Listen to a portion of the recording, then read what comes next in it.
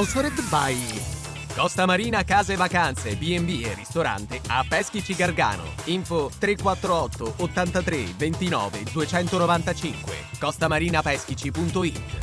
Impresa Valassi Fermo e Franco. L'arte di costruire e ristrutturare. www.valassiff.it.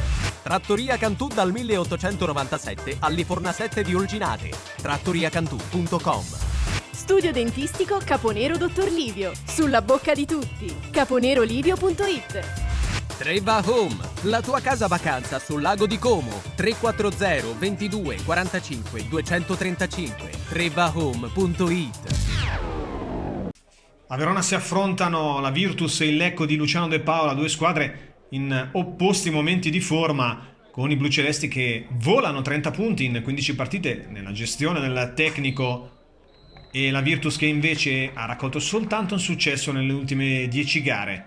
I tifosi supporter blucelesti al seguito della squadra. Si comincia una partita che offrirà ben poche emozioni in un campo, quello di Verona, non in perfette condizioni.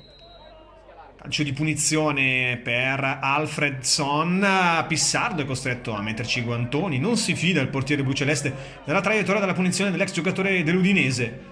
Prova a ripartire poi Lecco, ma niente di fatto. Sempre il centrocampista islandese a battere i piazzati dentro il pallone, colpo di testa, palla che finisce alta. Ancora Danti sul pallone, c'è anche Alfredson, destro di Danti, no, è una finta, allora va Alfredson col mancino, la palla che si abbassa all'ultimo ma finisce a lato, alla sinistra della porta di Pissardo. 40esimo, rimessa laterale, battuta lunga sempre dalla Virtus Verona. Poi al limite dell'area la conclusione del numero 5 Munaretti, che finisce però lontana dentro il pallone, colpo di testa, non trova la porta Merlisala nella unica occasione a inizio ripresa per il Lecco.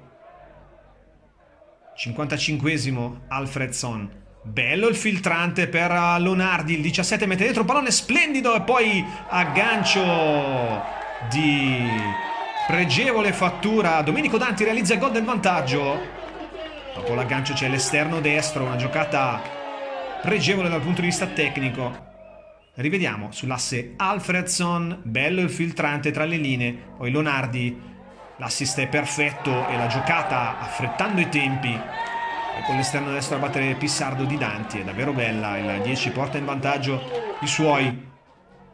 Lecco non riesce a reagire, però nemmeno i cambi danno qualcosa in più. La squadra di De Paola sfonda sulla destra la Virtus, poi la conclusione di Nalini.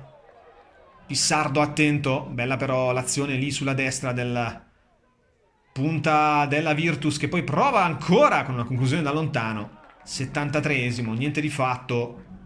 Pissardo rinvia. 95esimo, non ci sono più emozioni in questa partita, in realtà avara, soprattutto da parte dell'Ecco, che di fatto non scende in campo e incappa in una sconfitta dopo 3 vittorie consecutive